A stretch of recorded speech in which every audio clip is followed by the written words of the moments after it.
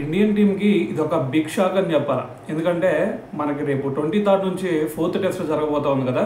మరి ఈ 4th టెస్ట్లో చూసుకుంటే మరి బుమ్రా ఆడతాడా లేదా అంటే ఇప్పటికీ మనకి కన్ఫర్మేషన్ వచ్చేసింది, ఖచ్చితంగా బుమ్రా ఆడి తీడతాడు అని చెప్పేసి.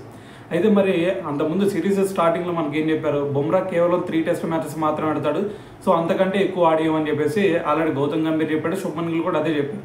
అయితే ఇప్పుడు 4th టెస్ట్ కనుక ఆడాడు అంటే మన ఇండియన్ టీం గెలిచినా సరే దాని తర్వాత 5th టెస్ట్లో మనకి బుమ్రా ఆడు. మరి బుమ్రా ఆడకపోతే అతని ప్లేస్లో ఎవరు రావాలి, మనకి వస్తే హర్షదీప్ సింగ్ రావాలి కదా.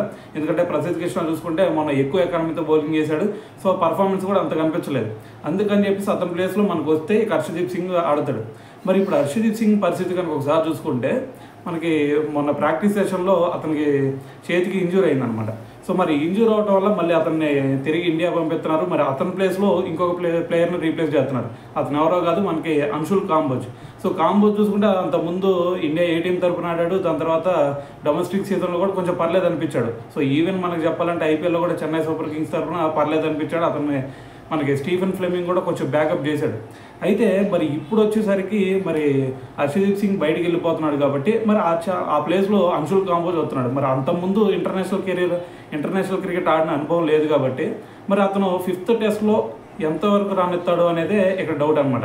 మరి అతన్ని కనుక పక్కన పెట్టితే ఇక మనకి ఆడాల్సింది ప్రసిద్ధ్ కృష్ణ ఒక్కడే. మరి ప్రసిద్ధ్ కృష్ణ వస్తే మనం ఆల్రెడీ చూసాం అతని పర్ఫార్మెన్స్ ఎలా ఉంది అనేది. మరి చూద్దాం ఇండియన్ టీం ఏం చేస్తారు అనేది.